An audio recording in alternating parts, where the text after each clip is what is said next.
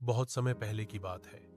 एक घना जंगल था जहां दो अलग अलग समुदाय रहते थे, शाकाहारी और मांसाहारी जानवर।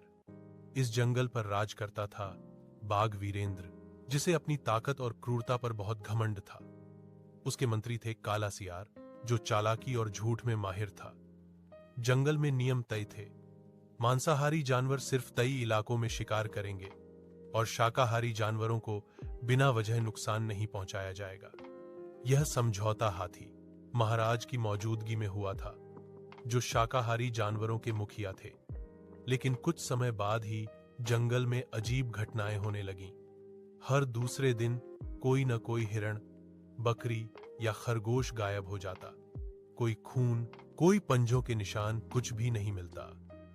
एक दिन हिरणी गौरी रोते हुए हाथी महाराज के दरबार में पहुंची। महाराज, मेरी हिरणी बेटी कल नदी से पानी लेने गई थी, आज तक वापस नहीं आई। हम कमजोर हैं लेकिन मूर्ख नहीं। हमें शक है कि समझौता तोड़ा जा रहा है। हाथी महाराज ने तुरंत बाघ वीरेंद्र को संदेश भेजा। बाघ दरबार में आया और गुस्से में बोला, यह सब झूठ है। मेरे जंगल में अनुशासन है। मेरे आदमी ऐसा नहीं कर सकते। मंत्री काला सियार ने भी झूठ का सहारा लिया। महाराज, जरूर बाहरी जंगल के जानवर होंगे। हमें बदनाम किया जा रहा है।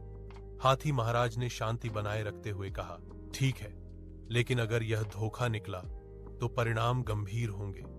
दरबार खत्म हुआ, लेकिन सच्चाई नहीं रुकी। कुछ ही दिनों में बंदरनी चमेली और बकरी राधा भी अपने बच्चों की मौत की कहानी लेकर आई। अब शक यकीन में बदल चुका था। हाथी महाराज ने जंगल की सबसे चतुर जानवरनी नीली लोमड़ी को बुलाया। इस अन्याय को रोकने की जिम्मेदारी तुम्हारी है। चतुर जानवरनी नीली लोमड़ी ने जांच शुरू की। तभी उसकी मुलाकात एक अजीब जानवर से हुई, अर्जुन नाम का भालू, जो पहाड़ों से आया था। वह शांत था, लेकिन उसके पास भाले और युद्ध का अनुभव था। चतुर जानवरनी नीली लोमड़ी ने सारी कहानी अर्जुन नाम के भालू को सुनाई। अर्जुन नाम का भालू बोला, अगर अन्याय ताकत बन जाए तो न्याय को हथियार उठाना पड़ता है। अगली रात योजना बनी। चतुर जानवरनी नीली लोमड़ी ने खुद को कमजोर दिखाया और मांसाहारी इलाकों में घूमने लगी। जैसे ही लकड़बग्घा और तेंदुआ हमला करने आए, अर्जुन नाम के भालू ने एक ही वार में दोनों को गिरा दिया। जंगल में हड़कंप मच गया। कोई हमें मार रहा है, कौन है वह? एक एक करके बाघ वीरेंद्र के खास जानवर सिपाही मारे जाने लगे। अब निशान नहीं छुपाए जा रहे थे, बल्कि सच्चाई सामने लाई जा रही थी। आखिरकार अर्जुन नाम का भालू खुद बाघ वीरेंद्र की गुफा के सामने पहुंचा। चतुर जानवरनी नीली लोमड़ी बोली, बाघ वीरेंद्र, आज तेरे झूठ और घमंड का हिसाब होगा। बाघ वीरेंद्र दहाड़ा, एक अर्जुन नाम का भालू मेरा क्या बिगाड़ लेगा? लेकिन घमंड की ताकत न्याय के सामने कमजोर पड़ गई। भयंकर युद्ध हुआ और अंत में बाघ वीरेंद्र गिर पड़ा।